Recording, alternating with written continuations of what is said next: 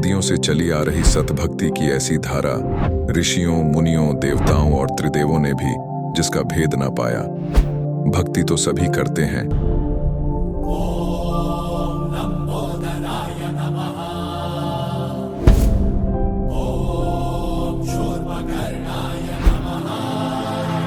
और हरदम यह सोच रहती है कि रहने के लिए आलीशान घर हो, घूमने के लिए बड़े बड़े पार्क हो, खाने पीने के लिए स्वादिष्ट भोजन हो, हम कभी बीमार ना हो, कभी दुखी ना हो और कभी भी ना मरे।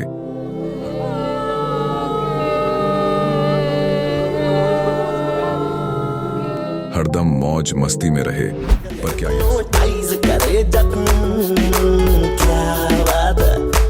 पर क्या यह संभव है? हम सब इतनी भक्ति करते हैं, व्रत करते हैं, श्राद्ध निकालते हैं, कावड़ लेकर आते हैं,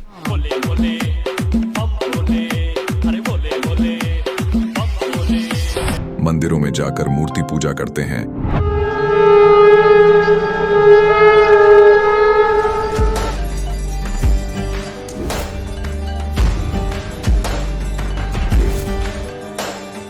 भानुकोटिभास्वरं भवाब्धितारकं परं नीलकण्ठमीप्सितार्थदायकं त्रिलोचनं कालकालमम्बुजाशमक्षशूलमक्षरम्। चर्च में जाकर प्रेयर करते हैं,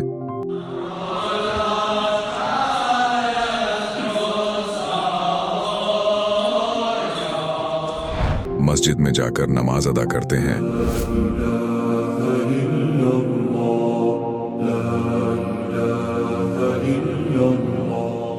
अल्लाहु अकबर कबीरा, और गुरुद्वारों में जाकर माथा टेकते हैं,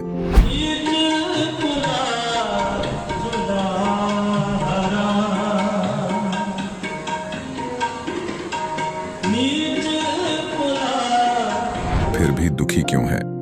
लेकिन क्या आप जानते हैं वो कौन सी भक्ति है?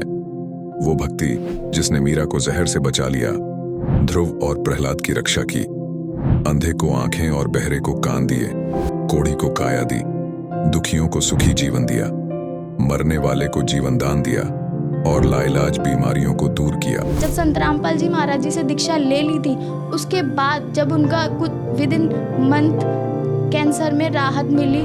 जैसे हम लोग परमात्मा का आदेश आया, हम लोग हॉस्पिटल गए और ऑपरेशन कराया। भगत जी 1 रुपया का भी दवाई माता जी को खाना नहीं पड़ा, और जो डॉक्टर कैंसर है बताते थे, वही डॉक्टर के मुख से हमने ये सुना भगत जी कि ये चमत्कार कैसे हो गया। तो हॉस्पिटल में दिखाया तो कैंसर घोषित कर दिया डॉक्टर ने यहाँ। तो फिर इसके इलाज के लिए घूमे, इलाज भी नहीं हुआ, तो फिर घर पे थक के बैठ गए। कैंसर के लिए जिंदल हॉस्पिटल में रहा, उसके बाद सपड़ा हॉस्पिटल में रहा, उसके बाद जयपुर को दिखाया, उसमें कोई इलाज नहीं हुआ।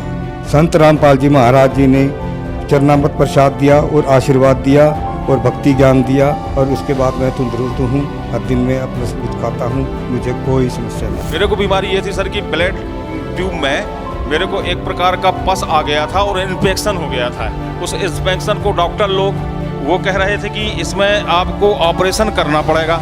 आश्रम पहुंचने में परमात्मा का नामदान लिया और जो उन्होंने मुझे उपदेश दिया, उस उपदेश देने के बाद उन्होंने आशीर्वाद दिया। आशीर्वाद देने के बाद तत्क्षण में मेरा ये रोग वहीं के वहीं दर्द बिल्कुल ठीक हो गया। भक्ति सभी करते हैं, लेकिन उपरोक्त लाभ सिर्फ सतभक्ति से ही प्राप्त होते हैं। आज भी सतभक्ति करने वाले हजारों लाखों लोगों को शास्त्र अनुसार भक्ति का अद्भुत अनुभव प्राप्त हो रहा है। आइए जानते हैं ऐसे ही लाखों श्रद्धालुओं में से एक सतभक्ति करने वाले इस श्रद्धालु का अनुभव। सर नमस्कार। सत साहिब जी। सर क्या नाम है आपका? सरदारा सिंह, पिंड हरियों कलां, तहसील समराला, पिंड डाकखन्ना, मुश्काबाद। सर संत रामपाल जी महाराज से नाम दीक्षा लेने से पहले आप क्या साधना करते थे? साधना करते थे, अमृत छकिया होया ਤਾਂ 1992 ਦੇ ਵਿੱਚ ਮੈਂ ਨਿਸ਼ਾਨ ਸਾਹਿਬ ਤੋਂ ਡਿੱਗ ਪਿਆ 70 ਫੁੱਟ ਉੱਚਾ। ਉਸ ਤੋਂ ਬਾਅਦ ਡਿੱਗਣੇ ਤੇ ਮੇਰਾ ਇਲਾਜ ਨਹੀਂ ਕਿਸੇ ਨੇ ਕਰਾਇਆ। ਫਿਰ ਮੈਂ ਰਾਧਾ स्वामी मत ਦੇ ਨਾਲ ਜੁੜਿਆ 92 ਦੇ ਵਿੱਚ ਜੀ। सर आप कितने साल तक राधा स्वामी पंथ से जुड़े रहे? 92 ਤੋਂ ਲੈ ਕੇ ਜੀ ਜੁੜਿਆ ਰਿਹਾ मैं 13 ਤੱਕ ਜੀ। ਰਾਧਾ स्वामी मत ਦੇ ਨਾਲ ਜੁੜਿਆ ਰਿਹਾ। ਔਰ ਜਿਹੜੀ ਆਰਥਿਕ ਤੰਗੀ ਤੀ ਮੇਰੀ ਉਹ ਨਹੀਂ ਪੂਰੀ ਹੋਈ। ਜਿਹੜਾ ਕੋਈ ਪਾਠ ਤਾਂ ਬਹੁਤ ਜ਼ਿਆਦਾ ਕੀਤਾ ਤਾਂ ਉਹਨਾਂ ਦਾ ਬਹੁਤ ਜ਼ਿਆਦਾ ਭਜਨ ਕੀਤਾ ਤਾਂ ਜਿਹੜੇ ਤਰੀਕੇ ਨਾਲ ਦੱਸਿਆ ਤਾਂ 2.5 ਘੰਟੇ ਸਵੇਰੇ 2.5 ਘੰਟੇ ਸ਼ਾਮ ਪੂਰਾ ਵਕਤ ਦੇ ਰਹੇ ਤੇ। ਔਰ ਫਿਰ ਵੀ ਕੋਈ ਜਿਹੜੀ ਘਰ ਦੀ ਤਕਲੀਫ ਹੀ ਰਹਿੰਦੀ। ਔਰ ਖੇਤੀ ਕਰਦਾ ਤਾਂ ਮੈਂ, ਮੇਰੇ ਡੰਗਰ ਮਰ ਜਾਂਦੇ ਤੇ 15 ਮੈਸਾਂ ਤੇ 4 ਗਊਆਂ ਮੇਰੀਆਂ ਮਰੀਆਂ, ਜਿਹਦੇ ਨਾਲ ਮੇਰੀ ਹੋਰ ਵੀ ਆਰਥਿਕ ਤੰਗੀ ਤੀ ਜਿਹੜੀ ਉਹ ਜ਼ਿਆਦਾ ਵੱਧ ਗਈ। सर आप लगभग 24 साल तक राधा स्वामी पंथ में रहे, उसके बावजूद आप लोगों को आर्थिक मानसिक परेशानियों का सामना करना पड़ा। सर इसके पीछे आप क्या कारण मानते हैं? ਕਾਰਨ ਦਾ ਕੋਈ ਪਹਿਲਾਂ ਤਾਂ ਪਤਾ ਨਹੀਂ ਲੱਗਿਆ। ਫਿਰ ਉਸ ਤੋਂ ਬਾਅਦ ਗਿਆਨ ਗੰਗਾ ਕਿਤਾਬ ਮੇਰੇ ਦੋਸਤ ਨੇ ਮੈਨੂੰ ਦਿੱਤੀ, ਮੈਂ ਪੜ੍ਹੀ। ਪੜ੍ਹਨ ਤੋਂ ਬਾਅਦ ਮੈਨੂੰ ਪਤਾ ਲੱਗਿਆ ਵੀ ਸੰਤ ਰਾਮਪਾਲ ਜੀ ਮਹਾਰਾਜ ਸਤਿਗੁਰੂ ਬਰਵਾਲੇ ਦੇ ਵਿੱਚ ਆਏ ਹੋਏ ਨੇ, ਵੀ ਉਹਨਾਂ ਤੋਂ ਨਾਮਦਾਨ ਤੁਸੀਂ ਲਓ, ਉਹਨਾਂ ਦੇ ਜਾ ਕੇ ਦਰਸ਼ਨ ਕਰੋ, ਸਤਸੰਗ ਸੁਣੋ। ਫਿਰ ਮੇਰੇ ਘਰ ਟੈਲੀਵਿਜ਼ਨ ਲੱਗਿਆ ਤਾਂ ਮੈਂ ਉਹਨਾਂ ਦਾ ਸਤਸੰਗ ਸੁਣਨ ਲੱਗਿਆ ਅਤੇ ਕਿਤਾਬ ਵੀ ਪੜ੍ਹਦੀ।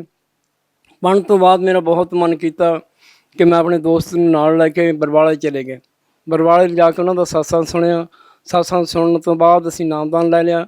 ਨਾਮਦਾਨ ਲੈਣ ਤੋਂ ਬਾਅਦ ਇੱਕ ਪ੍ਰੇਤ ਬਾਧਾ ਥੀ ਮੇਰੇ ਮਗਰ, ਜਿਹੜੀ ਕਿ ਮੈਨੂੰ ਬਹੁਤ ਸਤਾ ਰਹੀ ਸੀ। ਉਹ ਵੀ ਜਿਸ ਦਿਨ ਤੋਂ ਮੈਂ ਨਾਮਦਾਨ ਲੈ ਲਿਆ, ਉਸ ਤੋਂ ਬਾਅਦ ਮੁੜ ਕੇ ਅੱਜ ਤੱਕ ਕਦੇ ਵੀ ਉਹ ਚੀਜ਼ ਨੇ ਬਾਧਾ ਨੇ ਮੈਨੂੰ ਤੰਗ ਨਹੀਂ ਕੀਤਾ। ਔਰ ਹੁਣ ਤੱਕ ਮੇਰੀ ਜਿਹੜੀ ਆਰਥਿਕ ਤੰਗੀ ਸੀ ਔਰ ਮੇਰਾ ਸਰੀਰ ਵੀ ਬਹੁਤ ਤਕਲੀਫ ਦੇ ਵਿੱਚ ਰਹਿੰਦਾ।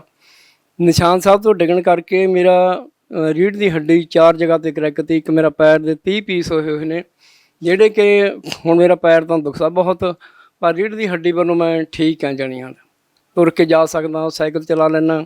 ਅਤੇ ਇਹ ਮੇਰੇ ਸਰੀਰਕ ਤੌਰ 'ਤੇ ਮੇਰਾ ਆਪਣਾ ਫਾਇਦਾ।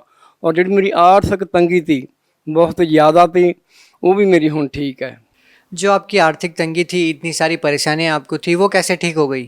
ਬਰਵਾਲਾ ਸਤਿਗੁਰੂ ਰਾਮਪਾਲ ਜੀ ਮਹਾਰਾਜ ਤੋਂ ਜਿਸ ਦਿਨ ਤੋਂ ਨਾਮਦਾਨ ਲੈ ਲਿਆ, ਉਸ ਦਿਨ ਤੋਂ ਬਾਅਦ ਪ੍ਰੇਤ ਬਾਧਾ ਤੀ ਜੋ ਉਹ ਵੀ ਦੂਰ ਹੋ ਗਈ। ਔਰ ਮੇਰੀ ਆਰਥਿਕ ਤੰਗੀ ਤੀ ਜਿਹੜੀ, ਉਹ ਵੀ ਦਿਨ ਪਰ ਦਿਨ ਠੀਕ ਹੁੰਦੀ ਚਲੀ ਗਈ। ਔਰ ਅੱਜ ਮੈਨੂੰ ਜੋ ਮੈਂ ਪਾਠ ਕਰਦਾ ਤਾ, ਉਹ ਪਾਠੀ ਤਾਂ ਉਹ ਵੀ ਬਾਬਾ ਜੀ ਨੇ ਕਹਿ ਦਿੱਤਾ ਵੀ ਤੁਸੀਂ ਪਾਠ ਨਹੀਂ ਕਰਨਾ। ਅਤੇ ਫਿਰ ਮੈਂ ਛੱਡਤਾ ਸਾਰਾ ਕੁਛ, ਦੁਕਾਨ ਕੀਤੀ ਹੈ।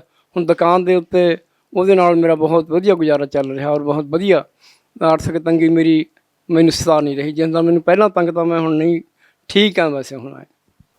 सर आप राधा स्वामी पंथ में 24 साल तक भक्ति करने के बाद गुरु बदला है, अब आप संत रामपाल जी महाराज जी के शिष्य हैं और कहा जाता है कि गुरु नहीं बदलना चाहिए, गुरु बदलना तो पाप होता है। क्या आप मानते हैं आपने सही किया गुरु बदल के? गुरु बदलना ठीक है। जैसे एक डॉक्टर के पास आप जाने बीमारी ठीक कराने वास्ते, वो डॉक्टर सही इलाज नहीं कर रहा। तो गुरु तो पहला भी मैं बदल लिया था जो राधा स्वामी मत नूं धारण किया, तो उदों भी मैं यही समझदा था भी डॉक्टर तो जिस तरह ठीक नहीं हो रही सेहत, दूसरा डॉक्टर बदल लिया। इस तरह मैं हुण भी कहा भी जे एक डॉक्टर के कोल सेहत नूं ठीक आराम डॉक्टर नहीं दे रहा, तो कोई गुरु बदल लेना ये डॉक्टर के समान ही है, तो उहदे विच कोई पाप नहीं है। क्या अब आप मानते हैं कि आपको सही डॉक्टर मिला है? क्या संत रामपाल जी महाराज जी के अलावा भी कोई डॉक्टर है? नहीं, मेरे मुताबिक इस टाइम तक जो पहला शास्त्र वेदां दे विच लिखिया होया नाम था, ना सानू नाम मिलिया था और ना ही साडी कोई आर्थिक तंगी थी जिहड़ी दूर हुंदी थी। वेदां शास्त्रां मुताबिक जो नाम महाराज जी संत रामपाल दे रहे ने सतगुरु जी, ਇਹ ਨਾਮ ਠੀਕ ਹੈ। ਨਾਮ ਜਦੋਂ ਅਸੀਂ ਨਾਮ ਜਪਦੇ ਹਾਂ ਬੈਠ ਕੇ, ਤਾਂ ਸਾਡੀ ਜਿਹੜੀ ਹਾਜ਼ਰੀ ਆ ਮਹਾਰਾਜ ਦੇ ਦਰਬਾਰ ਦੇ ਵਿੱਚ ਲੱਗਦੀ ਹੈ। ਅਤੇ ਪਰਮੇਸ਼ਰ ਸਾਡੀਆਂ ਤੰਗੀਆਂ ਨੇ ਜਿਹੜੀਆਂ ਆਰਥਿਕ ਤੰਗੀਆਂ, ਸਰੀਰਕ ਤੌਰ 'ਤੇ ਕੋਈ ਬਿਮਾਰੀ ਆ, ਇਹ ਵੀ ਸਾਡੀ ਦੂਰ ਹੁੰਦੀ ਹੈ। सर आपने कहा कि जब किसी एक डॉक्टर से इलाज ना हो तो दूसरा डॉक्टर बदल लेना चाहिए। संत रामपाल जी महाराज जी को आप लाइक एक डॉक्टर मानते हैं, क्या दवाई देते हैं संत रामपाल जी महाराज जो आपकी आर्थिक परेशानियां, मानसिक परेशानियां ठीक हो जाती है? जो वेद शास्त्र साढ़े कह रहे ने, जो ਉਹਦੇ ਵਿੱਚ ਨਾਮ ਲਿਖੇ ਹੋਏ ਨੇ ਪਰਮੇਸ਼ਰ ਦੇ, ਜੋ ਕਿ ਨਾਮ ਸਾਨੂੰ ਦਿੰਦੇ ਨੇ, ਉਹੀ ਪ੍ਰੇਤ ਬਾਧਾ ਤੇ ਉੱਪਰ ਨੇ। ਔਰ ਜਿਹੜੀ ਸਾਡੀ ਆਰਥਿਕ ਤੰਗੀ ਹੈ, ਉਹੀ ਸਾਡਾ ਨਾਮ ਹੈ, ਉਹ ਨਾਮ ਜਪਿਆਂ 'ਤੇ ਸਾਡੀ ਦੂਰ ਹੁੰਦੀ ਹੈ। ਇਦੋਂ ਬੜਾ ਕੋਈ ਡਾਕਟਰ, ਜਿਸ ਤਰ੍ਹਾਂ ਮੈਂ ਆਪਣੀ ਜ਼ਿੰਦਗੀ ਦੇ ਤਜਰਬੇ ਮੁਤਾਬਕ ਕਹਾਂ ਗੱਲ, ਤਾਂ ਇਹ ਸਭ ਤੋਂ ਉੱਤਮ ਹੈ। ਸੰਤ ਰਾਮਪਾਲ ਜੀ ਮਹਾਰਾਜ ਬਰਵਾੜੇ ਵਾਲੇ ਆਏ ਹੋਏ ਨੇ। ਇਹਨਾਂ ਦੇ ਕੋਲ ਹਰ ਇੱਕ ਵਿਅਕਤੀ ਨੂੰ ਇਹਨਾਂ ਦੇ ਸ਼ਰਨ ਦੇ ਵਿੱਚ ਚਲੇ ਜਾਣਾ ਚਾਹੀਦਾ ਜੀ। सर देखिए, सभी श्रद्धालु अपने गुरु को श्रेष्ठ मानते हैं। सभी कहते हैं हमारे गुरु जी सही भक्ति बताते हैं, हमारे गुरु जी सही भक्ति बताते हैं। ज़्यादातर जो संत रामपाल जी महाराज जी के शिष्य हैं वो राधा स्वामी पंथ से आए हुए हैं। अभी भी लाखों की संख्या में राधा स्वामी संत मंच से भक्त जुड़े हुए हैं। उनका मानना है सर कि वो सही भक्ति कर रहे हैं। आप कैसे कह सकते हैं कि राधा स्वामी पंथ में जो भक्ति बताई जा रही है वो सही नहीं है और जो संत रामपाल जी महाराज भक्ति विधि बता रहे हैं वो सही है? ਦੇਖੋ ਜੀ, ਇਹ ਆਪੋ ਆਪਣਾ ਪ੍ਰੈਕਟੀਕਲ ਹੈ। ਜੋ ਉਹਨਾਂ ਦਾ ਪ੍ਰੈਕਟੀਕਲ ਉਹਨਾਂ ਨੂੰ ਚੰਗਾ ਲੱਗਦਾ ਉਹ ਉਹਨਾਂ ਚਿਰ ਉਹ ਚੰਗਾ ਕਹੀ ਜਾਂਦੇ ਨੇ। ਜੇ ਉਹ ਇੱਧਰ ਆ ਕੇ ਦੇਖਣਗੇ ਉਹਨਾਂ ਦੀ ਲਾਈਫ ਹੈ ਜੋ ਬਦਲ ਜਾਵੇਗੀ ਔਰ ਫਿਰ ਉਹ ਆਪਣੇ ਆਪ ਕਹਿਣਗੇ ਕਿ ਹਾਂ ਸੰਤ ਰਾਮਪਾਲ ਜੀ ਮਹਾਰਾਜ ਜੋ ਨਾਮਦਾਨ दीक्षा दे रहे हैं भी वो ठीक है। सर यहाँ पे देखने वाली ये बात है कि आप भी अपने गुरु को सही बताते हैं और राधा स्वामी संत मंत्र में भी अपने गुरु को सही बताते हैं। कहा जाता है कि एक समय में एक ही सदगुरु होता है।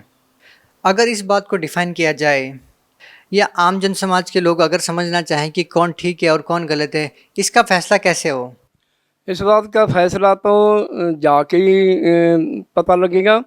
पर एक समय ਦੇ ਵਿੱਚ ਜਦੋਂ ਭਗਤ ਕਬੀਰ ਸਾਹਿਬ ਜੀ ਇਸ ਦੁਨੀਆ ਦੇ ਉੱਤੇ ਕਾਂਸੀ ਦੇ ਵਿੱਚ ਆਏ ਹੋਏ ਤੇ ਉਹਨਾਂ ਦੇ ਨਾਲ ਰਵਿਦਾਸ ਜੀ ਮਹਾਰਾਜ ਵੀ ਸੀਗੇ ਤੇ ਸੰਤ ਉਸ ਟਾਈਮ ਵੀ ਉਹਨਾਂ ਨੂੰ ਮਾੜਾ ਕਹਿੰਦੇ।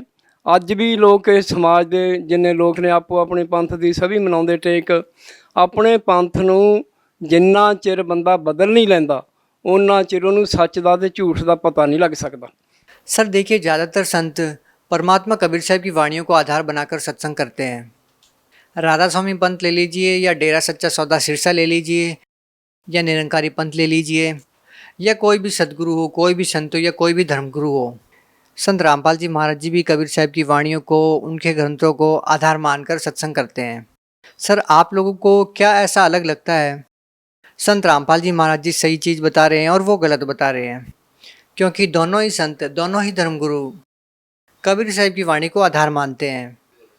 अब यहाँ पे फैसला कैसे हो कि कौन सही बोल रहा है, कौन गलत बोल रहा है? देखो जी, गल ये है भी पाठ गुरु ग्रंथ साहिब जी का मैं भी करता था।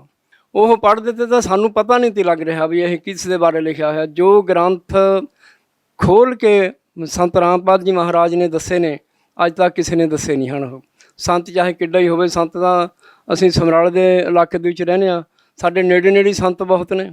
ਜਿਹੜਾ ਕਿ ਸੰਤ ਗੁਰੂ ਗ੍ਰੰਥ ਸਾਹਿਬ ਨੂੰ ਪੜ੍ਹਦੇ ਜ਼ਰੂਰ ਨੇ ਪਰ ਖੋਲ੍ਹ ਕੇ ਦੱਸ ਨਹੀਂ। ਅਸੀਂ ਖੁਦ ਪੜ੍ਹਦੇ ਤੇ ਅਸੀਂ ਵੀ ਕਿਸੇ ਨੂੰ ਖੋਲ੍ਹ ਕੇ ਦੱਸ ਨਹੀਂ ਤੀ ਸਕੇ ਵੀ ਗੁਰੂ ਗ੍ਰੰਥ ਸਾਹਿਬ ਦੇ ਵਿੱਚ ਆਹ ਕੁਛ ਲਿਖਿਆ ਹੋਇਆ। ਜਾਂ ਕਬੀਰ ਸਾਹਿਬ ਦੇ ਬਾਰੇ, ਗੁਰੂ ਨਾਨਕ ਸਾਹਿਬ ਦੀ ਜਿਹੜੀ ਬਾਣੀ ਹੈ ਬਹੁਤ ਗੁੰਝਲਦਾਰ ਬਾਣੀ ਹੈ, ਉਹਨੂੰ ਸਮਝ ਦੇ ਵਿੱਚ ਬਿਲकुल नहीं आती। श्री गुरु ग्रंथ साहिब में आप लोगों की गहरी आस्था है। श्री गुरु ग्रंथ साहिब में एक वाणी है, सोई गुरु पूरा कहावे जो दो अक्षर का भेद बतावे।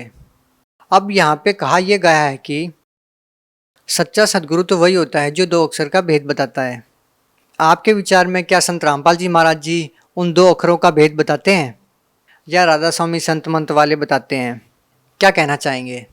ਕਹਿਣਾ ਤਾਂ ਇਹ ਚਾਹੂੰਗਾ ਜੀ, ਉਹਨਾਂ ਦੇ ਕੋਲ ਤਾਂ 5 ਨਾਮ ਦਾ ਅੱਖਰ ਜੋ ਦੇ ਰਹੇ ਨੇ ਉਹਦੇ ਵਿੱਚ ਸੰਤ ਰਾਮਪਾਲ ਜੀ ਮਹਾਰਾਜ ਨੇ ਪੜ੍ਹ ਕੇ ਉਹਨਾਂ ਦਾ ਲਿਖਿਆ ਹੋਇਆ ਸਾਨੂੰ ਦਿਖਾ ਦਿੱਤਾ ਕਿ ਪਾਂਚੋ ਨਾਮ ਕਾਲ ਕੇ ਜਾਨੋ ਆਦਿ ਨਾਮ ਲੈ ਗੁਪਤ ਰਖਾਉ। ਇਸ ਤਰ੍ਹਾਂ ਦਾ ਸਲੋਕ ਹੈ ਕੁਛ। ਅਤੇ ਜਿਹੜਾ ਸੱਚਾ ਨਾਮ ਹੈ ਉਹ ਜਿਸ ਤਰ੍ਹਾਂ ਗ੍ਰੰਥਾਂ ਦੇ ਵਿੱਚ ਦਿੱਤਾ ਹੋਇਆ ਉਸ ਤਰ੍ਹਾਂ ਸੰਤ ਰਾਮਪਾਲ ਜੀ ਮਹਾਰਾਜ ਦੇ ਰਹੇ ਨੇ ਔਰ ਉਸੇ ਨੂੰ ਸੱਚਾ ਨਾਮ ਅਸੀਂ ਕਹਾਂਗੇ। ਬਾਕੀ ਤਾਂ ਆਪਣੇ ਪੰਥ ਨੂੰ ਹਰੇਕ ਆਦਮੀ ਚੰਗਾ ਕਹਿੰਦਾ, ਪਰ ਅਸੀਂ ਦੇਖ ਲਿਆ ਫਿਰ ਕੇ ਦੇਖਣ ਦੇ ਨਾਲ ਸਾਨੂੰ ਇਹ ਪਤਾ ਲੱਗ ਗਿਆ ਕਿ ਸੱਚਾ ਨਾਮ ਕੀ ਹੈ ਤੇ ਝੂਠਾ ਨਾਮ ਕੀ है। सर आप 24 साल तक राधा स्वामी संत मंत्र में रहे। आप अपने उन साथियों को, उन सत्संग प्रेमियों को क्या संदेश देना चाहेंगे जो अभी भी उस भक्ति को आधार मान के अपना जीवन वहाँ पे लगाए हुए हैं, ये सोच करके कि वो सही भक्ति कर रहे हैं? आप उनको क्या संदेश देना चाहेंगे? संदेश ਤਾਂ ਇਹੀ ਦੇਣਾ ਚਾਹੂੰਗਾ ਵੀ ਜਿਸ ਤਰ੍ਹਾਂ ਮੈਂ 24 ਸਾਲ ਇਹਨਾਂ ਦੀ ਭਗਤੀ ਕਰਕੇ, ਇਹਨਾਂ ਦਾ ਨਾਲ ਸੇਵਾ ਕਰਕੇ ਤੇ ਪਿੱਛੇ ਹਟਣਾ ਪਿਆ, ਇਸੇ ਤਰ੍ਹਾਂ ਹੀ ਆਪ ਸਾਰੇ ਮੇਰੇ ਬੇਨਤੀ ਨੂੰ ਸੁਣਦੇ ਹੋਏ ਤੇ ਛੱਡ ਕੇ ਬਰਵਾਲੇ ਆਸ਼ਰਮ ਜਾ ਕੇ ਨਾਮਦਾਨ ਦੀ ਭਗਤੀ ਕਰਨ ਔਰ ਆਪਣਾ ਜੀਵਨ ਮੋਕਸ਼ ਔਰ ਜੀਵਨ ਮੁਕਤੀ ਦਾ ਸਾਧਨ ਸੋਚਣ, ਜਿਹਦੇ ਕਾਰਨ ਕਰਕੇ ਅਸੀਂ ਜੀਵਨ ਧਾਰਿਆ, ਅਸੀਂ ਜਨਮ ਲਿਆ ਤੇ ਸਾਡਾ ਜਨਮ ਇਸੇ ਤਰ੍ਹਾਂ ਸੁਧਰੇਗਾ ਜੇ ਅਸੀਂ ਸੱਚੀ ਭਗਤੀ ਸੱਚੇ ਗੁਰੂ ਦੀ ਕਰਾਂਗੇ। ਜੇ ਸੱਚੇ ਗੁਰੂ ਦੇ ਕੋਲ ਅਸੀਂ ਨਹੀਂ ਜਾਵਾਂਗੇ ਤਾਂ ਗੁਰੂ ਤਾਂ ਬੇਅੰਤ ਨੇ, ਕੋਈ ਕਹਿਣ ਦੀ ਗੱਲ ਨਹੀਂ ਹੈ। ਹਰ ਇੱਕ ਆਪਣੇ ਆਪ ਨੂੰ ਵਧੀਆ ਕਹਿੰਦਾ ਹੈ, ਚੰਗਾ ਗੁਰੂ ਸੱਚਾ ਕਹਿੰਦਾ, ਪਰ ਸੱਚਾ ਨਾਮ ਕਿਸੇ ਗੁਰੂ ਦੇ ਕੋਲ ਹੈ ਨਹੀਂ, ਕੇਵਲ ਬਰਵਾਲੇ ਤੋਂ ਬਿਨਾਂ। ਸੰਤ ਰਾਮपाल जी महाराज सच्चा उपदेश दे रहे हैं। सर क्या जो आप भक्ति साधना कर रहे हैं, जो संत रामपाल जी महाराज जी ने आपको बताई है, क्या आप मानते हैं कि वह जो भक्ति साधना है वो बिल्कुल सही है, या अन्य किसी गुरु को आप अपना गुरु बना सकते हैं? नहीं, ये तो गल गलत है। हुण फिर के सारा कुछ देख लिया संतां दे कोल, ये नहीं हैगा भी असीं इन्हां दे कोल पहलां ही आ गए। ते जदों ਅੰਮ੍ਰਿਤ ਛਕਿਆ ਤਾਂ ਉੱਥੇ ਵੀ ਪੰਜਾਬ ਦੇ ਸੰਤ ਇਕੱਠੇ ਹੋ ਜਾਂਦੇ ਨੇ ਜਿੱਥੇ ਸਤਸੰਗ ਹੁੰਦਾ ਤਾਂ, ਤੇ ਆਮ ਸੰਤਾਂ ਦੇ ਵਿੱਚ ਜੇ ਬਿਆਸ ਜਾਂਦੇ ਤੇ ਤਾਂ ਵੀ ਉਹਨਾਂ ਨੇ ਆਮ ਸਾਰੇ ਭਗਤਾਂ ਦੀ ਬਾਣੀ ਉਹ ਦੱਸ ਦਿੱਤੇ ਵਿੱਚ। ਤੇ ਇਹ ਜੋ ਜਿਹੜੀ ਸੱਚੀ ਭਗਤੀ ਆ, ਨਾਮ ਹੈ ਔਰ ਵੇਦਾਂ ਦੇ ਮੁਤਾਬਕ, ਸ਼ਾਸਤਰਾਂ ਦੇ ਮੁਤਾਬਕ ਜੋ ਕਿ ਸਾਨੂੰ ਲਿਖਿਆ ਹੋਇਆ ਸਾਰੇ ਘਰ ਬੈਠਿਆਂ ਨੂੰ ਟੈਲੀਵਿਜ਼ਨ 'ਤੇ ਵੀ ਦਿਖਾਤਾ। ਅਸੀਂ ਜਾ ਕੇ ਬਰਵਾਲੇ ਸਤਸੰਗ ਸੁਣ ਕੇ ਵੀ ਇਹਨਾਂ ਦਾ ਅਸੀਂ ਦੇਖ ਲਿਆ ਤੇ ਅੱਖੀਂ ਦੇਖ ਕੇ ਵੀ ਗ੍ਰੰਥਾਂ ਦੇ ਵਿੱਚ ਆਹ ਕੁਛ ਲਿਖਿਆ ਜੋ ਪੜ੍ਹ ਕੇ ਸੁਣਾ ਰਹੇ ਨੇ। ਤੇ ਹੁਣ ਸਾਨੂੰ ਇਤਵਾਰ ਪੂਰਾ ਹੈ, ਇਸ ਤੋਂ ਵੱਧ ਕਿਸੇ ਨਹੀਂ ਜਾਵਾਂਗੇ ਚਾਹੇ ਕੁਛ ਵੀ ਗੱਲ ਹੈ।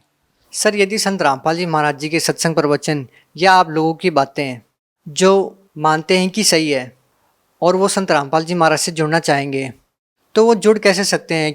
ਦੇਖੋ ਜੀ, ਜਿਹੜਾ ਟੈਲੀਵਿਜ਼ਨ ਆਉਂਦਾ ਚੈਨਲ 'ਤੇ ਉਹਦੇ ਇੱਕ ਥੱਲੇ ਲਾਈਨ ਆਉਂਦੀ ਹੈ, ਉਹ ਲਾਈਨ ਦੇ ਮੁਤਾਬਕ ਸੰਪਰਕ ਕਰਨ, ਆਪਣੇ ਭਗਤਾਂ ਦੇ ਨਾਲ ਸੰਪਰਕ ਕਰਕੇ ਤੇ ਉਹ ਜਿਸ ਤਰ੍ਹਾਂ ਉਹਨਾਂ ਨੂੰ ਜਵਾਬ ਮਿਲੂਗਾ ਉਸ ਢੰਗ ਦੇ ਨਾਲ ਉਹਨਾਂ ਭਗਤਾਂ ਦੇ ਨਾਲ ਜੁੜਨ ਔਰ ਛੇਤੀ ਤੋਂ ਛੇਤੀ ਜਿੰਨਾ ਛੇਤੀ ਹੋ ਸਕੇ ਉਸ ਤਰ੍ਹਾਂ ਆਪਣਾ ਫਾਇਦਾ ਉਠਾਉਣ, ਆਪਣੇ ਜੀਵਨ ਦਾ ਲਾਹਾ ਲੈਣ।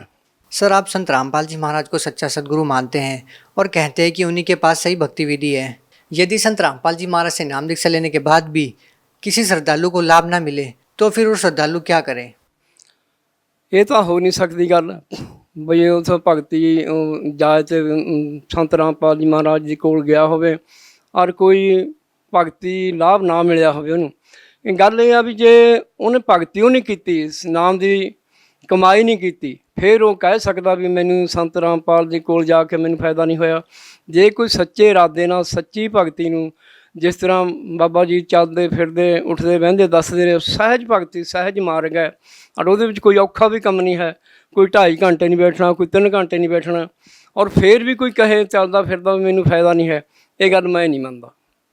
सर देखिए, हमने बहुत सारे श्रद्धालुओं से सुना है कि संत रामपाल जी महाराज जी का नाम लेते ही नशा छूट जाता है। क्या आप भी कोई नशा करते थे? नहीं, मैं तो नशा नहीं किया। क्या ये बात सही है कि संत रामपाल जी महाराज से नाम दीक्षा लेने के बाद नशा छूट जाता है? हाँ जी, ये सुनिया है। और ਜਿਹੜੇ ਸਾਡੇ ਬੰਦੇ ਸਾਡੇ ਨਾਲ ਗਏ ਤੇ ਉਹ ਨਸ਼ਾ ਕਰਦੇ ਤੇ ਸਾਨੂੰ ਦੱਸਦੇ ਤੇ, ਜਾਂ ਉੱਥੇ ਸਤਸੰਗ ਦੇ ਵਿੱਚ ਬੈਠੇ ਤੇ, ਜਾਂ ਗੱਡੀ ਦੇ ਰੇਲ ਦੇ ਵਿੱਚ ਸਫ਼ਰ ਕਰਦੇ ਤੇ, ਉਸ ਤਰ੍ਹਾਂ ਉਹ ਦੱਸ ਰਹੇ ਸੀ ਵੀ ਮੈਂ ਨਸ਼ਾ ਖਾਂਦਾ ਤਾਂ, ਮੈਂ ਸ਼ਰਾਬ ਪੀਂਦਾ ਤਾਂ, ਮੈਂ ਨਾਮ ਲੈ ਲਿਆ, ਹੁਣ ਉਸ ਤੋਂ ਬਾਅਦ ਮੈਂ ਬਿਲਕੁਲ ਸ਼ਰਾਬ ਨਹੀਂ ਪੀਤੀ, ਮੁੜ ਕੇ ਮੈਂ ਕੋਈ ਨਸ਼ਾ ਨਹੀਂ ਕੀਤਾ। ਸਾਡੇ ਘਰ ਕਲੇਸ਼ ਵੀ ਸਾਡੇ ਕਈ ਬੀਬੀਆਂ ਦੱਸਦੀਆਂ ਹੁੰਦੀਆਂ ਸੀ ਵੀ ਉਹ ਸਾਡੇ ਘਰ ਕਲੇਸ਼ ਬਹੁਤ ਨਸ਼ਾ ਕਰਦੇ ਤੇ, ਸ਼ਰਾਬ ਪੀਂਦੇ ਤੇ, ਮਾਰ ਕੁੱਟਦੇ ਤੇ, ਪਰ ਅਸੀਂ ਸਾਡੇ ਘਰ ਦੇ ਵਿੱਚ ਤਾਂ ਕੋਈ ਹਾਲਤ ਨਹੀਂ ਸੀ। ਪਰ ਜਿਹੜੇ ਆਮ ਬੀਬੀਆਂ ਦੱਸਦੇ ਨੇ ਜਦੋਂ ਸਫ਼ਰ ਕਰਦੇ ਹਾਂ ਵੀ ਜਦ ਅਸੀਂ ਸੰਤ ਰਾਮਪਾਲ ਜੀ ਮਹਾਰਾਜ ਦੇ ਨਾਲ ਜੁੜੇ ਹਾਂ ਤੇ ਸਾਡੇ ਘਰ ਦਾ ਕੋਈ ਵੀ ਕਲੇਸ਼ ਨਹੀਂ ਹੈ। ਹੁਣ ਤਾਂ ਸਾਡੇ ਘਰ ਦੇ ਨਸ਼ਾ ਛੱਡ ਗਿਆ। जी बहुत बहुत धन्यवाद। सत साहब जी। अब जगत गुरु तत्वदर्शी संत रामपाल जी महाराज जी के सत्संग के माध्यम से उस अद्वितीय आध्यात्मिक ज्ञान के बारे में जानते हैं जिसके माध्यम से आप भी प्राप्त कर सकते हैं ऐसे आध्यात्मिक, मानसिक और भौतिक सुख जो अभी तक आपने सिर्फ मीराबाई, ध्रुव, प्रहलाद जैसे कुछ ही भक्तों की जीवन कथा में सुने होंगे। अब सुनिए तत्वदर्शी संत के संग शास्त्र अनुकूल भक्ति सत्संग, ऐसा अद्वितीय आध्यात्मिक ज्ञान जिसका है सर्वधर्मों के पवित्र शास्त्रों में प्रमाण। जैसे कोई खेत में गया है तो जाते हुए चल खेत में जाते हैं, किसान है, मजदूर है, चलो वहां करेंगे, नित्य मोबाइल जेब में है, काम कर रहे हैं, मोबाइल ऑन कर लिया, काम भी कर रहा है, नित्यनेम भी कर रहा है, मंत्र भी कर रहा है, कान में लीड ला लिया, आजकल 100 सिस्टम दे दिया जाता है, तो वो प्रभाव पड़ेगा सबके। जैसे किसान हल जोत रहा है, बीज बो रहा है, एक तो तम्बाकू पीवा के लिए बीड़ी घूट मारो और फिर न्यू, एक तो तम्बाकू का जो वासना वो जागी, हर एक भगवान का भक्त परमात्मा के मंत्र करता करता बीज बोए, उस खाने वाले पे भी असर होगा उसका, जो उस अन्न को खाएगा। तो इसी प्रकार जो वाणी वातावरण में फैल रही है, वाणी परमात्मा की, बच्चा बच्चा जन जन सब उसी की चर्चा करता है। कोई वाणी बोल रहा है, राम नाम रटते रहो जब तक घट में प्राण, कदे त दीन दयाल के बनक पड़ेगी कान। तो भक्ता के बच्चे ये वाणी बोलेंगे तो उसके आसपास जो और बच्चे होंगे उन पर भी असर पड़ेगा। तो इस प्रकार परमात्मा ने कहा कि इस कलयुग में पूरी सृष्टि इस सतनाम को प्राप्त करेगी और सब भक्ति करेंगे मेरे बच्चे और सब पार हो जाएंगे।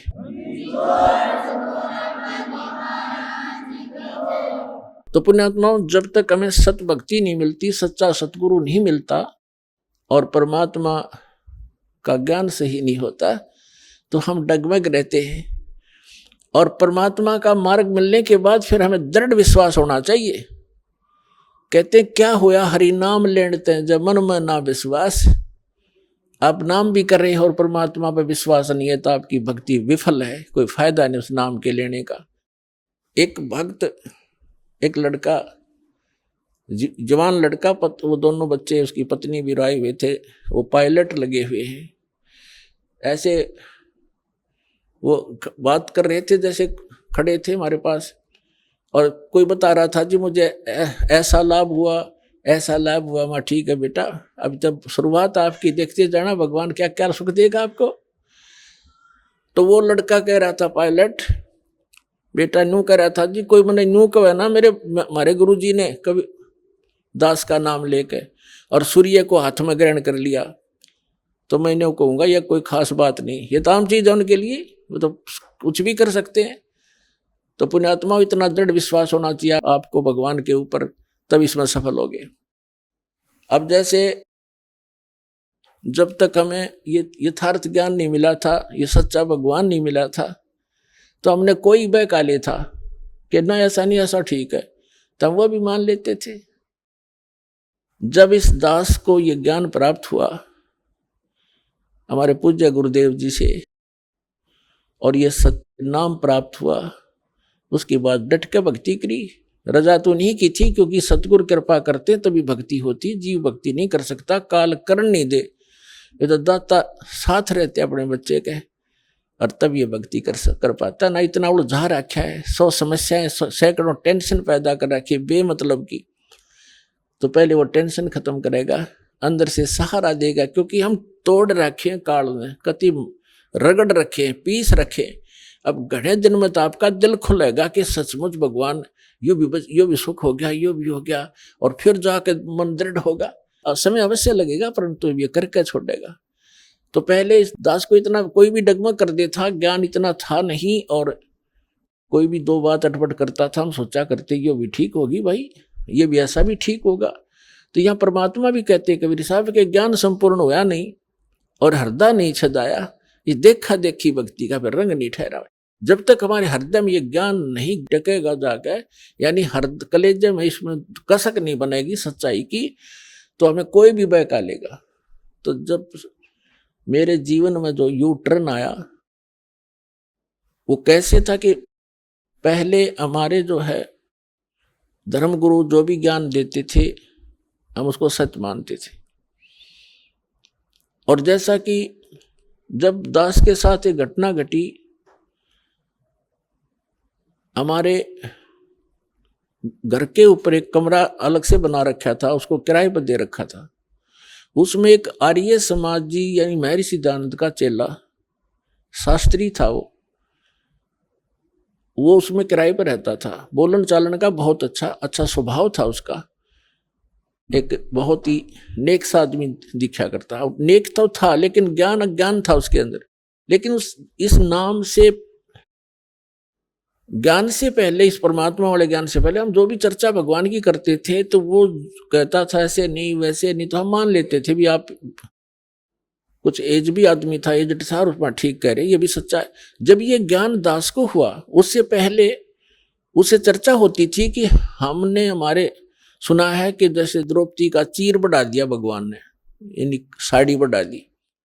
तो वो कहता था नहीं ऐसा कुछ नहीं होता, ये तो सिर्फ एक पाखंडियों का भ्रम फैलाया हुआ है, ऐसा कुछ नहीं होता। तो हम ये भी मान लेते थे, क्योंकि हमें कोई दृढ़ता नहीं थी। एक दिन ऐसी रजा हुई दास को, क्योंकि जब तक भगवान हमारे साथ कोई ऐसी अनहोनी नहीं करेगा, इतने यो मन पापी टके नहीं, ना यू भक्ति करने दे, ना दृढ़ होने देता। तो दास ने ये जैसे भक्ति बोध है, ये कुछ पुस्तक बनवाई सन 1988 में दास को नाम मिला था। 1989 और 90 की बात है। और एक अलग से पूजा स्थल बनाया 5.5 बाई 15 फुट का, एक गैलरी के ऊपर सेकंड फ्लोर पर। और उसमें आमने सामने खिड़की में यहाँ हवा भी साफ आती रहेगी, आपने उसमें फोटो वगैरह लगा के मंदिर टाइप बना लिया। जब वो मकान हम बना रहे थे, थोड़ा शहर से बाहर था, तो मैं लाया जाली लोहे की, मच्छरों से बचाने के लिए जाली लगाते खिड़कियों पे। तो किसी भी कारण से मेरे से गलती लगी या उस सेठ के नौकर से गलती लगी, 8 इंच छोटी जाली काट दी आमने और सामने की। और मैं ले आया आके मैंने बच्चों से कहा कि ले इसको लगाओ। मकान तो बन चुका था, वो खिड़की वो लगाना रह रहा था। जब वो लगाने लगे, बड़ा लड़का और एक किराएदार था वहां, अन्य बिहार का था, उन दोनों ने लग के वो लगानी चाहिए। तो उन्होंने कहा जी ये तो छोटी है, और छोटी भी थोड़ी नहीं, 8-9 इंच ऊपर ऐसे खड़े तो सही, बराबर में छोटी थी, साइड में चौड़ाई में। मैंने देखा भी सच में छोटी है। दूसरी देखी, वो भी ऐसी, दोनों एक जैसी खिड़कियां थी आमने सामने। मैंने सोचा इन्हें रख दे लपेट के और स्टोर में डाल दी ऊपर। वापस लेके जाऊंगा, वो लेगा नहीं, कहेगा मेरे क्या काम है, ये राड बढ़ाया नहीं करते वक्त, मैंने डाल दी। कुछ दिन के बाद दास ने ये भक्ति बोध बनवाई। उस समय दास को दीक्षा देने का आदेश नहीं था तब तक। 1994 में दास को आदेश हुआ है। 6 वर्ष तक दास सेवा करता था, भक्तों को समझाता था, गुरु जी के पास ले जाकर दीक्षा दिलवाता था। फिर उनकी रजा हुई, आदेश दे दिया दास को अचानक कि आज के बाद तू गुरु होगा। और आज के बाद सबको बोल दिया कि इनसे उपदेश लो, जितने भी उनके सस्ते, जो इनको गुरु नहीं मानेगा मेरा कुछ नहीं लगता। अब इतना बड़ा जिम्मेवारी का काम दास को जब अचानक सौंप दिया तो पसीना पसीना हो गया। समझ वो भी गए कि बच्चा घबरा गया। तो उन्होंने कहा कि बेटा तेरे साथ रहूंगा, घबराइए मत, और विश्व में तेरे बराबर संत नहीं होगा, पूरे विश्व में तैल का होगा।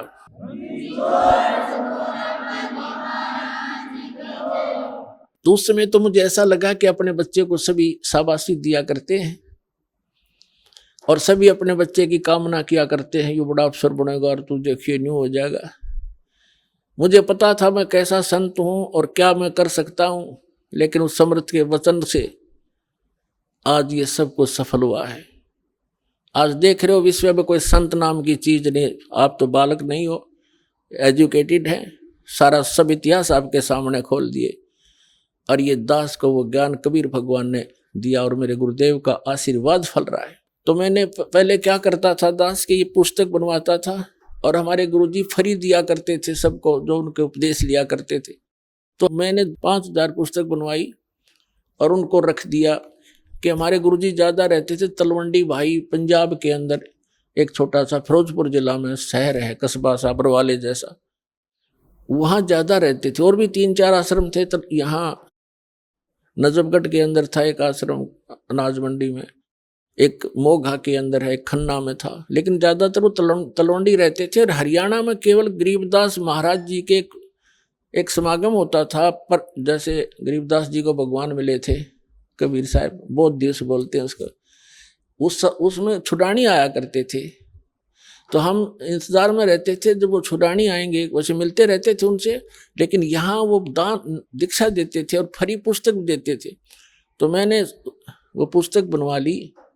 यानी जैसे आजकल मार्च में, अप्रैल में, मार्च में वो चले जाते थे, फिर आते भादुआ के अंदर आते थे सितंबर में, जब गरीबदास जी का निर्वाण दिवस होता था, और मार्च में होता था उनका बोध दिवस। ये 2 ही समागम आते थे।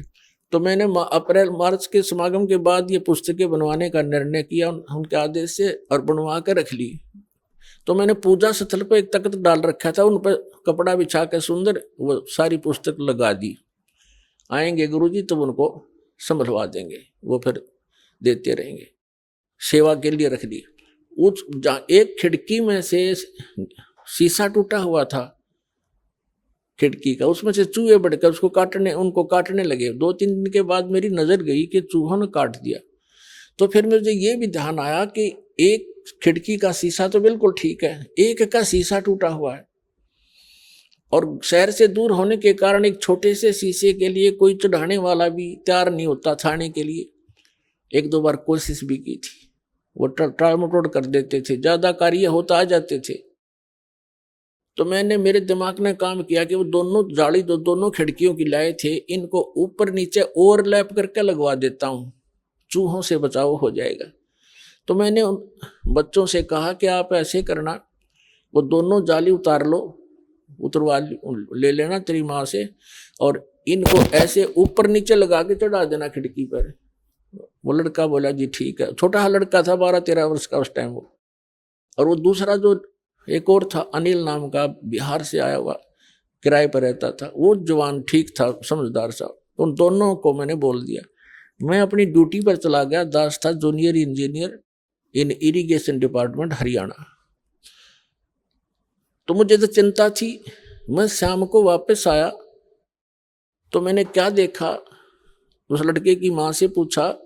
मुझे चिंता थी कि वो जाली लगा दी कि नहीं लगा दी, कि तुम्हारी लगाऊंगा मैं, गेल लग के बालक से ना भी जान रहा हो। तो क्या देखा मैंने, जाली लगा रखी और एक जाली वहीं पड़ी या लोहे की, और वो उसकी माँ अपना काम लग रही। मैंने उसे पूछा कि ये जाली वही है या कोई और लाए हैं बच्चे? तो वो कह रही थी कि ये कहाँ के और लावा था। मैंने सुबह रखी, कह रही हूँ भाई तेरा पापा कह के गया था तो जाली लगा दो, या तुमने गुस्सा होगा फिर। अब आपके आनते आध घंटा पहले मैंने उतार के स्टोर से डाली है, और अभी लाकर वो बाहर गया खेलने के लिए, और मेरा कलेजा पकड़ा गया। मैं उसे प्रसन्न करूं, वो ध्यान नहीं दे रही, क्योंकि उसको पता नहीं इस बात का। और मेरे सारे शरीर में सन्नाटा गया कि या तो ये जाली वो नहीं, ये कोशिश करी मैंने जानने की। वो बोली देख इनका जंग लगा हुआ है। मैंने उठा कर स्टोर में डाल रखी थी, ईब उतारी है 6 महीने के बाद, यानी मार्च के बाद भादुए में। एक रेनी सीजन ऊपर का उतर गया, वर्षा का मौसम, उनका जरवर भी लग रहा था, दिखे पुरानी। फिर भी विश्वास नहीं आया वो लड़का कहाँ है, क्योंकि एक ही जाली और फूल आ रही, इतनी फालतू, कब से 6-8-7 इंच और लटक रही थी। तो मैंने उसको लड़के को बुलाया, बाहर खेल रहा था इधर, और जो दूसरा उसके साथी था वो बुलाया, और उन लड़के से कहा कि ये जाली तुम और लाए हो या वही है? जी वही है, और मेरी माँ ने उतार कर दी थी, हमने भी लगाया है। वो किराएदार भी कह रहा है कि अभी आंटी ने उतारा है, अभी लगाया हमने। मैंने लड़के से, देखो हमें ज्ञान नहीं था, कोई भगवान वाला कोई काम हमारे सामने करया नहीं था, ना विश्वास हो रहा था मेरा भी साची। हमने सुना करते थे, नो तो था विश्वास, भगवान पता नहीं क्या करते, पर आज तक होया नहीं देखा था। मैंने उस लड़के से कहा कि मेरे सिर पर हाथ रख और कबीर भगवान की कसम खा, वही जाली है। ने बोला जी कबीर भगवान की कसम, और वह जाली है, मेरी मां ने उतार कर लाई थी। वो दिन हर आज के हम मान्या करते कृष्ण भगवान ने साड़ी बढ़ा दी एक कपड़ा। अब तो पता चल गया कि वो साड़ी बढ़ाने वाला भी यही था, लेकिन उस समय बुद्धि इतना काम करे थी कि कबीर इज गॉड, क्योंकि इसने लोहा भी बढ़ा दिया, कपड़ा तो छोड़, ये क्या नहीं कर सकता। वो दिन सर आज पुण्यात्मा सन 1990 से लेकर आज 2013 हो गया, दास ने पीछा मुड़कर नहीं दिखाते। सारा संसार कुछ कहो कि कबीर भगवान नहीं है, इस दास की आत्मा से कोई निकाल नहीं सकता कि कबीर इज गॉड।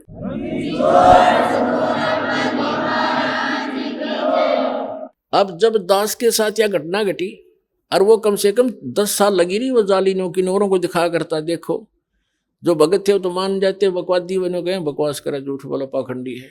अच्छा भाई, तो फिर मैंने सोचा कि देखिए आर्य समाज का जो व्यक्ति है कितना अच्छा आदमी है, बोलन चालन का, व्यवहार का ठीक, अच्छा चरित्रवान व्यक्ति है, और इसको अज्ञान है। ये कहा करता कि ऐसे नहीं हो सकता, साड़ी नहीं बढ़ सकती। तो मैंने सोचा ला इसको समझा दूं, क्योंकि मेरे से पहले वो काफी प्रभावित था, क्योंकि भक्ति में हम लगी रहे थे। पहले भी भक्ता जैसे थे, हम नाम ना मिला था तब भी नेक नीति से रहना और कोई किसी को दुख नहीं देना, ये पहले से नेचर थी।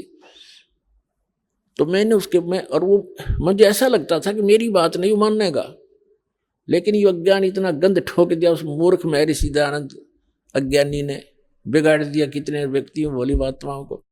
तो मैंने उसके पास बैठकर जिक्र किया, जी मास्टर जी, आप मानते हो कि भगवान श्री कृष्ण जी ने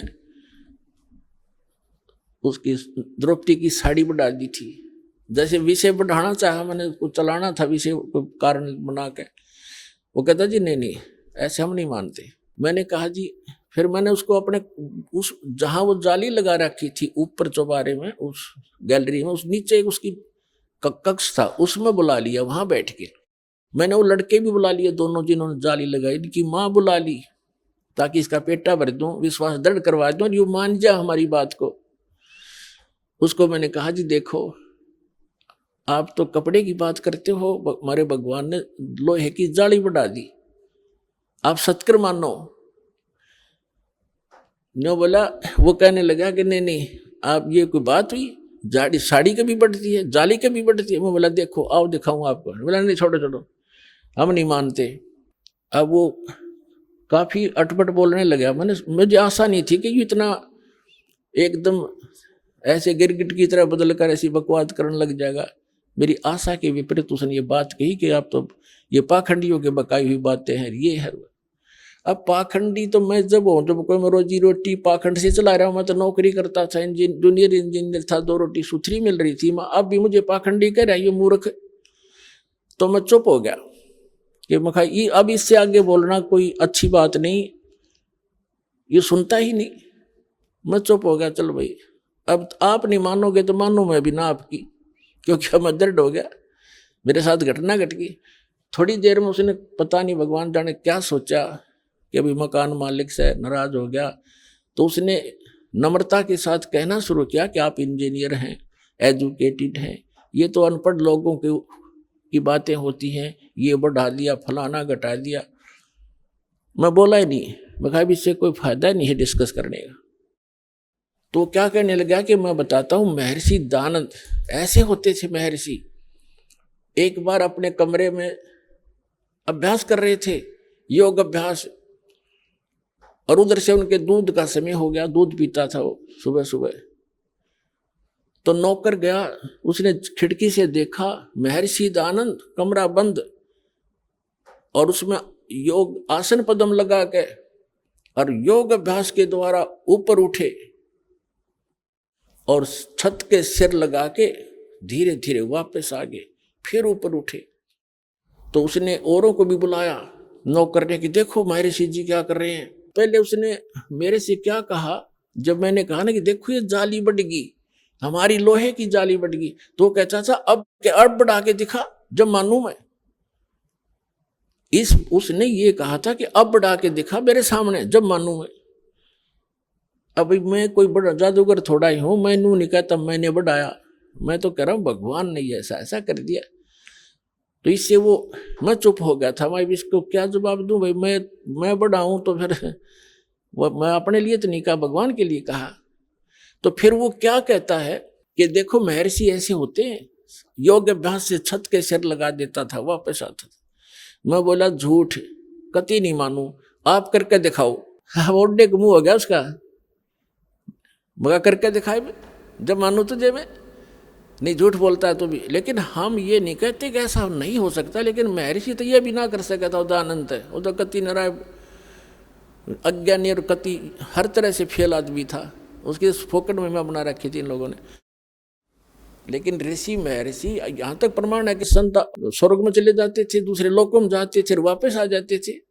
लेकिन ये मोक्ष मार्ग नहीं है ऐसे धक्के खाने भटकने से। तो फिर वो चला गया, उठ के माना नहीं। अब मैं तेरे नहीं मान सकता। जब तो पहले तो हम डगमग थे, हमें जो भी कुछ कहता था उसी की मान लेते थे। अब पृथ्वी इधर से उधर हो सकती है, दास ये नहीं मान सकता भगवान क्या नहीं कर सकता, सब कुछ कर सकता है। अपने आत्मा एक समय एक नगर के बाहर दो साधक साधना किया करते थे। एक तो 40 वर्ष से लगा हुआ था, दाढ़ी बड़ी हुई थी, बड़ा देखने में ऐसा महापुरुष दिखाई दे था। और एक 4 वर्ष से ही साधना करनी प्रारंभ की थी दूसरे ने। और उन दोनों के पास देवदूत आता था और उनके पास बैठकर घंटों भगवान की चर्चा दोनों से ही करके जाता था। एक दूसरे साइड में था नगर के, एक ईस्ट में एक वेस्ट में। तो दोनों बड़े प्रसन्न होते थे, भगवान की चर्चा सुना करते थे। एक दिन भगवान के सामने देवदूत ने कहा कि प्रभु, आपके 2 भक्त उस नगर में एक विशेष आपके ऊपर विश्वास करते हैं, आपकी बड़ी भक्ति करते हैं, आपके ऊपर आरूढ़ हैं, कुर्बान हैं। तो परमात्मा ने कहा कि भगवान ने कहा कि उनमें से एक भक्त है, ये दूसरा भक्त नहीं है, वो तो वैसे ढोंग कर रहा है। तो देवदूत ने कहा कि वो भक्त होगा जो 40 वर्ष से आपके ऊपर कुर्बान है। पर भगवान ने कहा कि नहीं, जो 4 वर्ष से लगा है ना, वो है भक्त। अब ये देवदूत का बात गले उतरे नहीं कि वो 4 साल से लगा रहे, 40 वर्ष से मालिक के नाम पर बैठा है, सब कुछ घर त्याग रखा है। तो भगवान ने उसके मन की वृत्ति जानकर कहा कि देवदूत, क्या मेरी बात पर विश्वास नहीं हुआ? देवदूत कहने लगा, जी भगवान, आपकी बात पर अविश्वास हो ये तो हो ही नहीं सकता, लेकिन मेरी बुद्धि संकीर्ण है या मेरा गला उतरती को ना। तो परमात्मा ने कहा कि आप किस टाइम जाते हुआ वहां पर के 1 बजे से जाता हूं, कि आज तू 2 घंटे लेट जाना और देर से जाना। देर से जाने का वो कारण पूछेंगे तो ये बताना कि आज भगवान ने ऐसा ऐसा किया। फिर उनकी दोनों की जो प्रतिक्रिया हो वह मुझे बताना। वो कहना ठीक है जी। अब 2-3 बजे गया देवदूत। उस दिन पहले गया उसके पास जो 40 वर्ष से बैठा था, उसने पता था कि यूं खरा भगत है, वो ये सोच रहा था। अब उसने भी कारण जाना कि देवदूत आज तो बहुत लेट आए, क्या बात हुई? आपकी इंतजार कर रहा था, चर्चा करते भगवान की, अच्छा टाइम पास होता था। देवदूत ने कहा कि हे भक्त, आज के बताऊं, बस पूछे मत, आज तो मेरा कलेजा पकड़ा गया। आज भगवान ने ऐसी अनहोनी कर दी। 1 बजे उन्होंने एक ऐसी अनहोनी करनी थी, वो देखना था, उसको देख कर आया मैं। तो देवदूत ने पूछा, भी ऐसा क्या कर दिया भगवान ने? कि परमात्मा ने सुई के नाके में, जिसमें धागा डाला कर उसमें हाथी निकाल दिया। तो वो न्यू कहो 40 साल का भगत है, ने बोला इसी झूठ बोल किसी का दो चीजा है और आगे मत बताइए बात किसी का।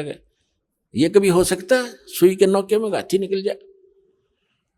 अब देवदूत का बात याद आई भगवान की, तो डांगर बैठे है, बता जब इसने इतना विश्वास नहीं, भगवान क्या नहीं कर सकता, खाक भक्ति कराइयो। तब उसकी दिमाग का शक्रु से सीधे हुए देवदूत के कि भगवान ठीक कह रहा था। फिर गया दूसरे के पास। अब उसके मन में ये थी कि दूसरा तो और भी गलत बोल लेगा, छोटा जो 4 वर्ष से लगा हुआ था। अब उसके पास जाकर बैठ गया। उसने भी पूछना ही था कि देवदूत बहुत लेट आए, क्या बात हुई, कुशल तो हो? उसको उन्होंने भी उसको ऐसे ही बताया कि ऐसे ऐसे परमात्मा ने एक लीला करनी थी 1 बजे, और मैं उसको देखने के लिए रुक गया। तो उन्होंने पूछा क्या लीला थी बताइएगा।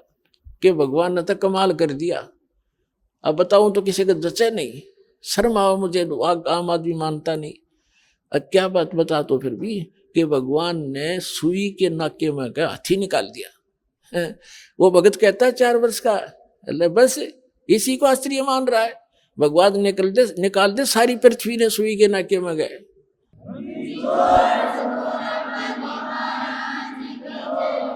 तो देवदूत ने सीने से लगा लिया उस भगत को कि धन है तेरे माता पिता जिनसे जन्म हुआ, भगत होती सा हो। तो पुण्यात्माओं, इस भक्ति मार्ग में इम्पॉसिबल चीज नहीं होती। और अविश्वास नहीं होना चाहिए। सतगुरु जो चावे सो कर ही, 14 कोट दूत जम डर ही, ऊत भूत जम त्रास निवारे, और चित्रगुप्त के कागज फाड़े। बोलो सतगुरुदेव।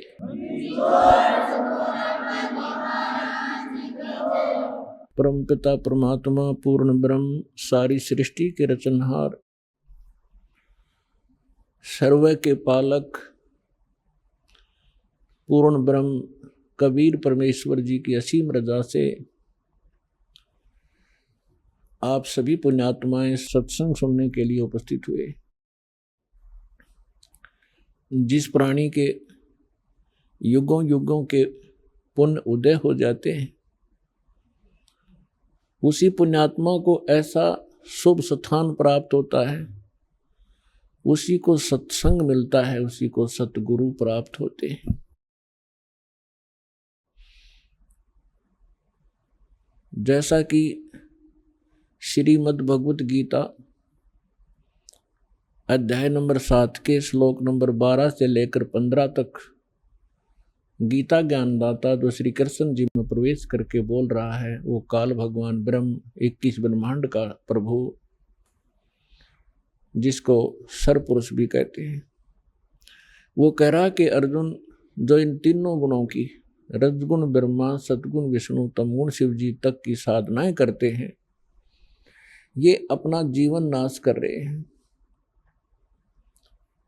और इनके विषय में फिर आगे कहा है कि जिनकी बुद्धि इस त्रिगुणमयी माया अर्थात इन्हीं भगवानों से मिलने वाले क्षणिक लाभ पर आश्रित हो गए हैं, टिक गए हैं, दृढ़ हो गए हैं, वो अपना जीवन नाश कर जाते हैं, क्योंकि उनके अंदर ये 4 गुण उपस्थित हो जाते हैं। राक्षस स्वभाव को धारण किए हुए, मनुष्यों में नीच, दूषित कर्म करने वाले मूर्ख,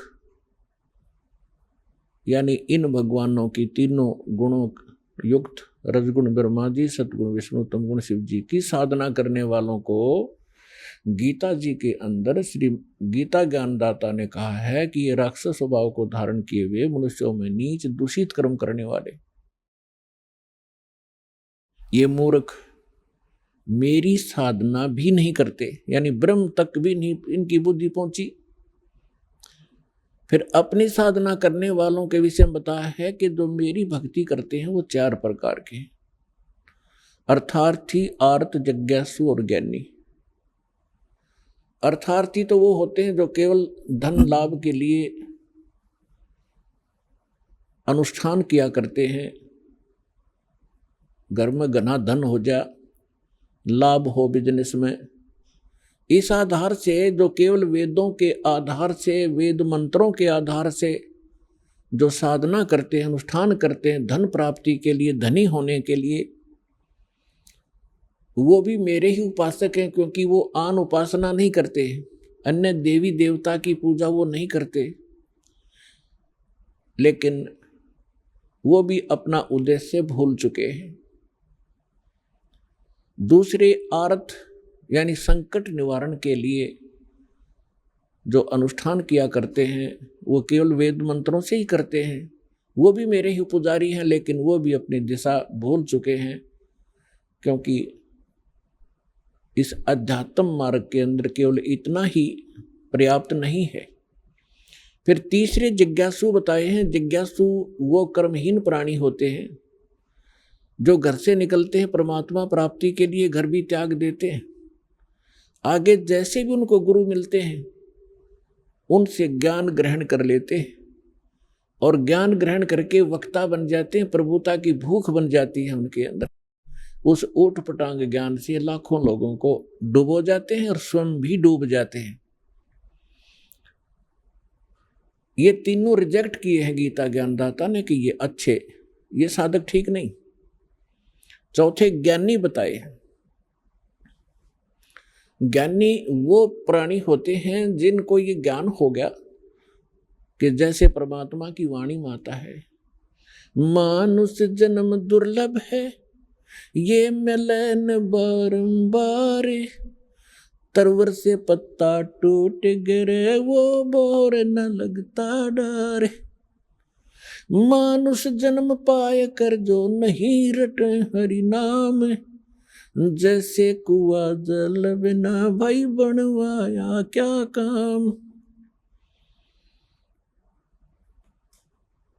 अब उनको ये ज्ञान हो गया कि मनुष्य जीवन का जो मूल कर्तव्य है, मूल उद्देश्य है केवल परमात्मा प्राप्ति, सत साधना करना और मोक्ष करवाना होता है। उनको दूसरे ये भी ज्ञान हो जाता है ज्ञानी को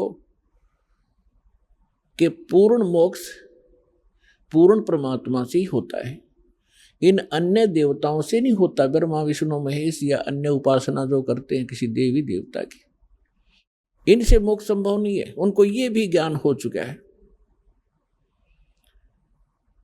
इसलिए वे किसी अन्य देव की पूजा नहीं करते, वो मेरी साधना करते हैं, इसलिए मुझे वो अच्छे लगते हैं और उनको मैं अच्छा लगता हूं, ब्रह्म कह रहा है। लेकिन फिर वो लास्ट में ये कहता है कि ये ज्ञानी आत्मा ये बड़ी नेक हैं, उद्धार हैं, परमात्मा पाने के लिए समर्पित हैं, लेकिन तत्वदर्शी संत ना मिलने से ये ज्ञानी आत्मा, अच्छी आत्मा भी मेरे वाली अनुत्तम श्रीमद् भगवद गीता अध्याय नंबर 7 के 16, 17, 18 में ये अपने विषय में बता रहा है। 16 और 17 में तो इसने चारों का विवेचन दे दिया, अर्थार्थी, अर्थ और जिज्ञासु का और ज्ञानी का। अब गीता अध्याय नंबर 7 के श्लोक नंबर 18 में ये स्पष्ट कर देता है गीता ज्ञानदाता ब्रह्म, ये काल भगवान, ये कहता है कि ये ज्ञानी आत्मा है तो अच्छी उदार हैं, लेकिन इनको तत्वदर्शी संत ना मिलने से ये मेरे तक ही सीमित रहे और मेरे वाली अनुत्तम, 7वें अध्याय के 18वें श्लोक में एक अनुत्तम शब्द है, अनुत्तमाम। एक तो अनुत्तम होता है, एक अनुत्तमाम, अति घटिया, एक उच्च, एक उच्चतम। अभी आपने सुने जगत गुरु तत्वदर्शी संत रामपाल जी महाराज के मंगलमय सत्संग प्रवचन। आइए अब सुनते हैं उन भक्तों के अनुभव जिन्होंने संत रामपाल जी महाराज के प्रमाणित ज्ञान से प्रभावित होकर नाम दीक्षा लेकर अनेकों लाभ प्राप्त किए। नमस्कार सर। नमस्कार सर जी। सर क्या नाम है आपका? मेरा नाम लुकेश दास है, मैं जिला राजनांदगांव छत्तीसगढ़ का निवासी हूँ। लुकेश जी, संत रामपाल जी महाराज से नाम दीक्षा आपने कब ली?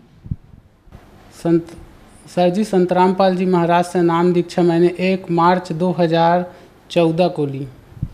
संत रामपाल जी महाराज से नाम दीक्षा लेने से पहले आप क्या भक्ति साधनाएं करते थे? संत रामपाल जी महाराज से नाम दीक्षा लेने से पहले चूँकि हम लोग कबीर पंथी थे पहले से, और उसी के अकॉर्डिंग हम लोग सातवें पंथ सतनामी पंथ से बिलोंग करते हैं, और छत्तीसगढ़ में एक संत हुए हैं गुरु घासीदास करके, हम लोग उसी की भक्ति साधना करते थे सर जी। तो फिर आप संत रामपाल जी महाराज की शरण में कैसे आए?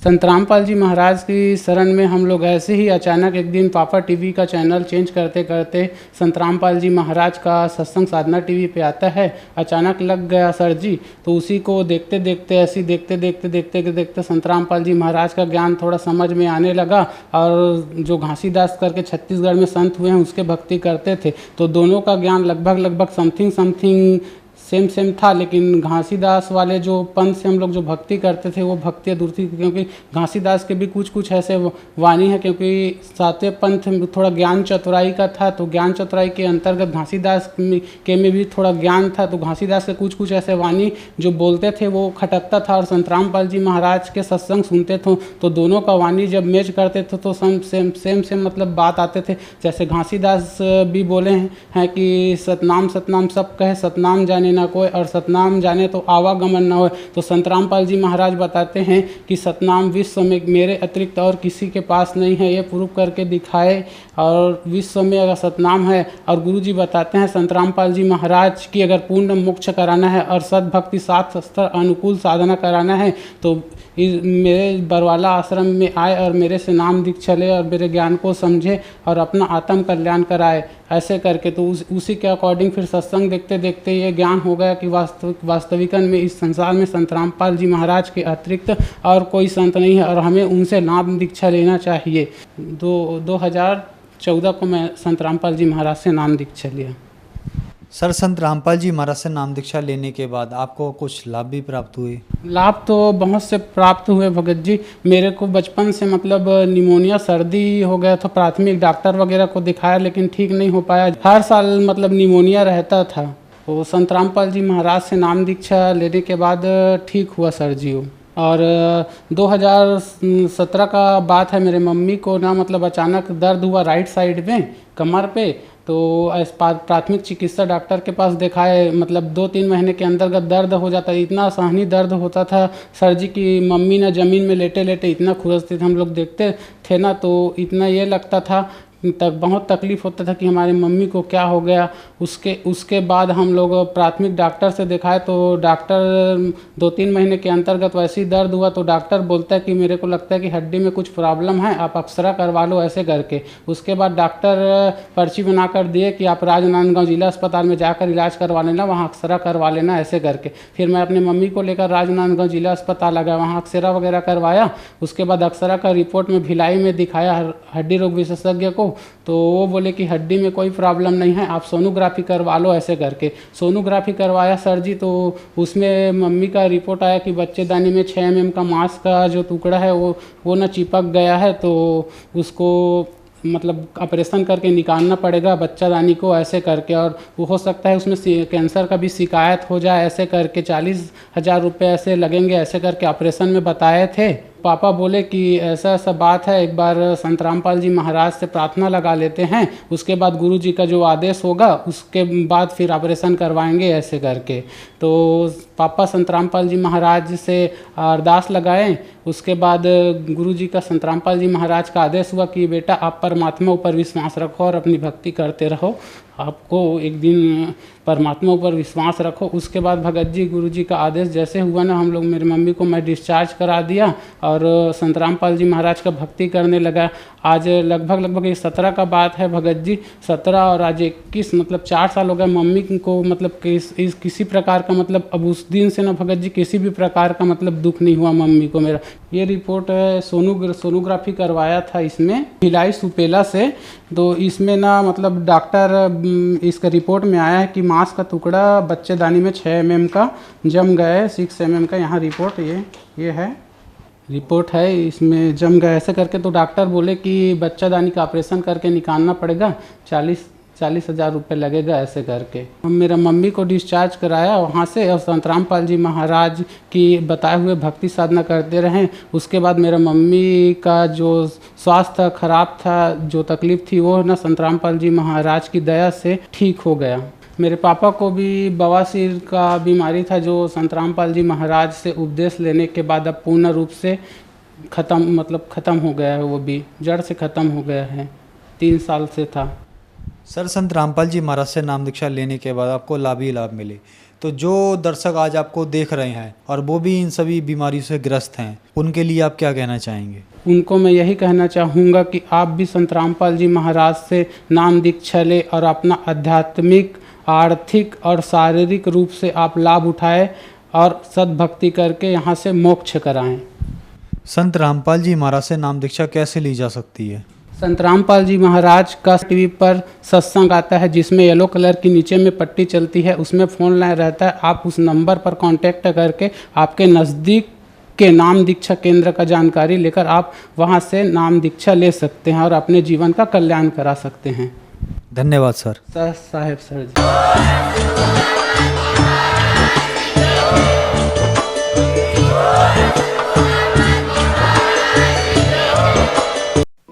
आप सुन रहे थे जगत गुरु तत्वदर्शी संत रामपाल जी महाराज के मंगल प्रवचन। अधिक जानकारी के लिए संपर्क करें